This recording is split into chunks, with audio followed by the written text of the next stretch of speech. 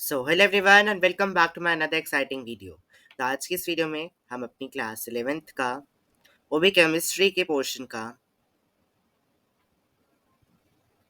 Chapter number 5 cover करेंगे। इसका name है केमिकल थर्मोडायनेमिक्स। तो ये चैप्टर आप केमिस्ट्री में तो पढ़ ही रहे हैं, लेकिन इसका पोर्शन हमें फिजिक्स में भी आके मिलता है। तो अगर आप यहाँ पे समझ जाएंगे तो फिजिक्स में भी थोड़ी सी ईज पड़ेगी। दो हमें जब हम आगे आप फिजिक्स में पढ़ेंगे तो वहाँ पे कुछ चीज़ें अलग हो जाएंगी जो कि केमिस्ट्री में अलग थी।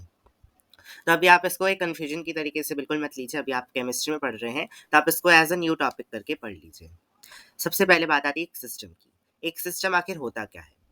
तो एक सिस्टम जो है वो एक ऐसा पार्ट होता है किसका, यूनिवर्स का, इन विच ऑब्जर्वेशंस आर मेड, जिसके अंदर की मान लीजिए बहुत बड़ा सा यूनिवर्स है, लेकिन इस यूनिवर्स के अंदर हमें सिर्फ इस ब्लू कलर के डॉटेड पार्ट को ही देखना है।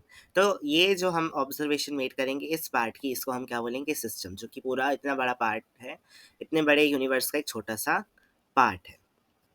सराउंडिंग्स की बात करें तो ये जो जितनी भी ये वाली स्पेस हो जाएगी सिस्टम के बाहर, ये जितना भी स्पेस है, इस सबको हम बोलेंगे सराउंडिंग्स। अब सिस्टम कितने तरीके के हो सकते हैं? तीन तरीके के हो सकते हैं। एक होता है ओपन सिस्टम, जिसमें कि बाहर से मैटर भी आ सकता है और एनर्जी भी आ सकती है। मतलब जो ये सराउंडिंग है इससे मैटर और एनर्जी दोनों ही अंदर और बाहर ट्रांसपोर्ट की जा सकती है। वहीं बात करें क्लोज सिस्टम की, तो इसमें एनर्जी तो एक्सचेंज होती है लेकिन मैटर का एक्सचेंज नहीं होता है। सिर्फ एनर्जी जो है वही एक्सपोर्ट होगी, लेकिन मैटर जो है वो ना तो एक्सपोर्ट होगा ना ही इम्पोर्ट होगा। आइसोलेटेड सिस्टम की बात करें तो ये ऐसा सिस्टम हो जाता है, आइसोलेटेड मतलब बिल्कुल अकेला, जिसके पास कुछ ना हो। तो वही बात कह रहे हैं यहाँ पे कि ना तो यहाँ पे एनर्जी एक्सचेंज होगा ना ही मैटर होगा, मतलब यहाँ पे कुछ एक्सचेंज नहीं होगा। जो अंदर है वो अंदर और जो बाहर है वो बाहर है। अब एग्जांपल्स भी हम सबके देख लेते हैं। ओपन सिस्टम में दिया गया है, एक ओपन टेस्ट ट्यूब में अगर एग्जांपल हो रहा है तो हम देखते हैं कि बाहर से कुछ एनर्जी आती भी है और कुछ मैटर और एक एनर्जी का एक्सचेंज एटमॉस्फेयर से टेस्ट ट्यूब के अंदर चलता रहता है। वहीं क्लोज सिस्टम की बात करें तो हम देखते हैं कि अगर हम हीट एनर्जी प्रोवाइड करें क्लोज वेसल को तो रिएक्शन जो है वो आगे प्रोसीड करता है। तो इस तरीके से हम एग्जाम्पल रिलेट कर सकते हैं। वहीं आइसोलेटेड की अगर मैं बात करूँ तो थर्मोफ्लास्क में अगर हम कोई भी रिएक्टेंट्स को करवाएं तो थर्मोफ्लास्क कैसा हो जाता है, बिल्कुल क्लोज हो जाता है। अब ना तो आप उसमें से कुछ बाहर निकाल सकते हो ना ही आप उसको कुछ दे सकते हैं। तो इस तरीके का सिस्टम आइसोलेटेड सिस्टम हो जाता है। अब थर्मोडायनेमिक के प्रोसेस भी होते हैं कुछ, जैसे कि सबसे पहला हो गया हमारा आइसोथर्मल प्रोसेस। इसमें क्या होता है, जो डेल्टा टी है, डेल्टा टी मतलब T2 माइनस T1, ये हमारा हो जाता है ज़ीरो। अब जब हम फॉर्मूले पढ़ेंगे ना तो वहाँ इसका यूज़ आता है, क्योंकि वहाँ पे आपको क्वेश्चन में दे देगा कि आइसोथर्मल प्रोसेस हो रहा है। तो आइसोथर्मल जहाँ प्रोसेस हो रहा है वहाँ पे आपको समझना है कि अगर फॉर्मूले में T2 माइनस T1 आता है तो वो क्या हो जाएगा, ज़ीरो हो जाएगा। तो ये हमें अंडरस्टूड करने वाली बातें हैं। एडियाबैटिक में क्यू डेल्टा क्यू ज़ीरो हो जाता है, मतलब हीट का जो हमारा इनिशियल और फाइनल स्टेट है वो सेम होने की वजह से ज़ीरो हो जाती है। आइसोबैरिक में चेंज इन प्रेशर जीरो हो जाता है, मतलब अगर इनका चेंज जीरो हो जाता है मतलब ये वाला भी सेम और ये वाला भी सेम है, मतलब जैसा वो स्टार्टिंग में था लास्ट में भी वो वैसा ही रहा। तो इसका क्या मतलब है कि कांस्टेंट हो जाती है कोई भी चीज़,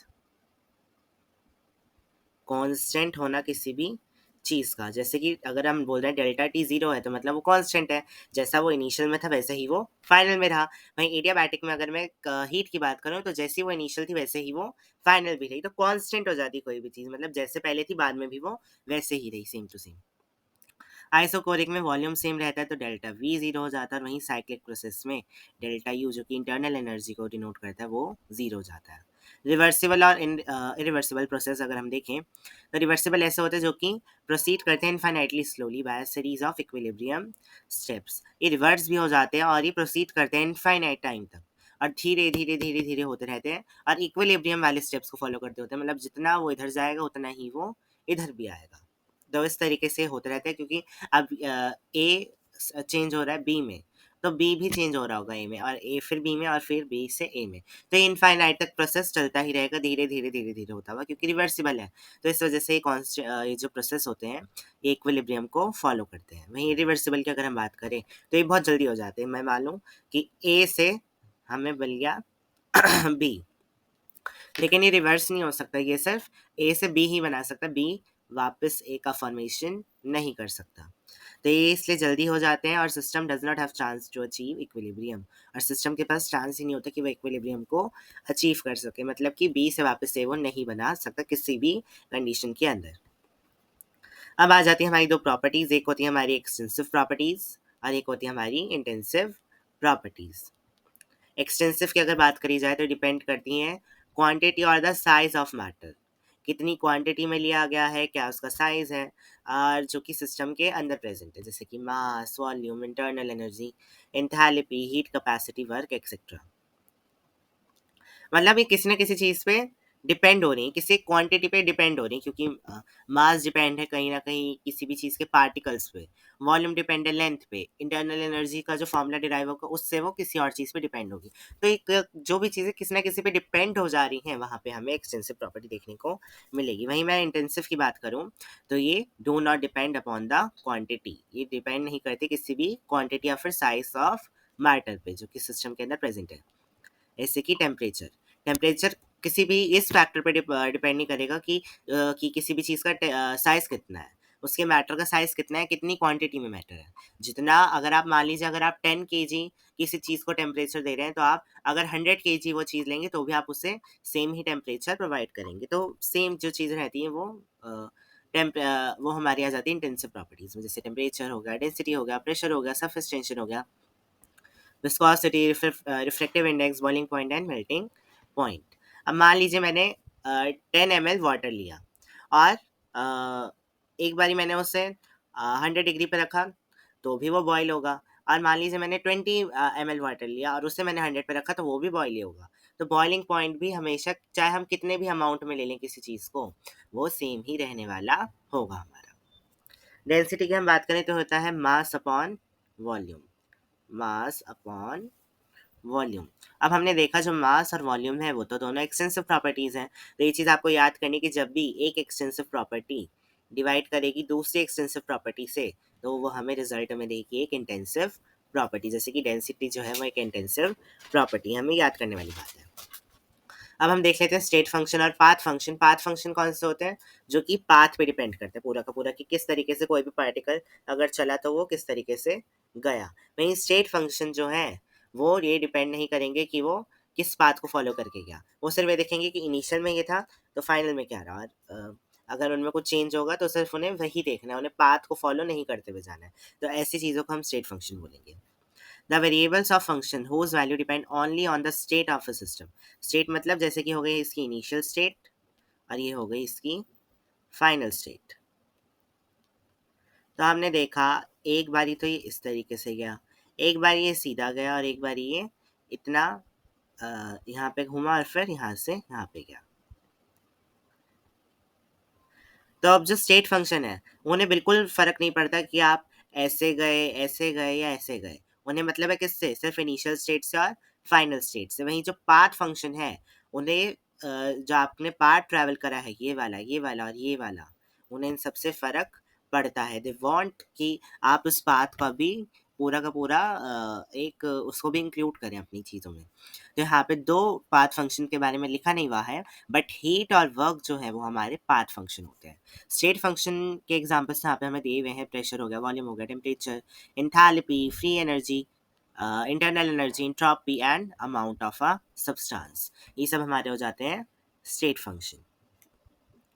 इंटरनल एनर्जी की बात करें तो ये सम होती है। अब सम किसका होती है, ऑल काइंड्स ऑफ एनर्जी, सारी एनर्जी जो कि पोजेस करता है कोई भी एक सिस्टम। फर्स्ट लॉ आ जाता है इसी से ही हमारे थर्मोडायनेमिक्स का, जो कि हमारा मोस्ट इंपॉर्टेंट लॉ है। ये तो डायरेक्ट क्वेश्चन भी आ सकता है, state the first law of thermodynamics, तो आपको पता होना चाहिए एक तो उसका फॉर्मूला और एक इसकी स्टेटमेंट, कि एनर्जी किसी भी आइसोलेटेड सिस्टम की हमेशा कांस्टेंट रहती है। किसी भी सिस्टम हो, कोई भी सिस्टम हो, आइसोलेटेड, लेकिन आइसोलेटेड मतलब ना तो कोई चीज़ अंदर से बाहर जा रही हो ना ही बाहर से अंदर आ रही हो, ऐसा कोई भी सिस्टम बंद वाला हो, तो उसके अंदर की जो एनर्जी है वो हमेशा कांस्टेंट रहती है। अब एनर्जी कांस्टेंट रहनी भी चाहिए, क्यों, इसका साइंटिफिक रीजन आप खुद भी अपने माइंड से सोचिए, क्योंकि इसमें ना तो कुछ आ रहा है और ना ही इससे कुछ बाहर जा रहा है, तो उसके अंदर का जो मटेरियल है वो तो हमेशा सेम ही रहेगा ना। तो यही चीज़ का हमें ध्यान रख के लॉजिक्स को लगाना है। अब इसमें बताया गया है कि डेल्टा यू मतलब change in internal energy, change, delta means change, equals to Q plus V. Q क्या होता है हमारा हीट, और W क्या होता है हमारा, वर्क। ये फॉर्मूला आपको बहुत अच्छे से याद कर लेना है, इसे मगअप कर जाइए, इसको बाय हार्ट आप लर्न कर लीजिए, मोस्ट इंपॉर्टेंट फॉर्मूला है।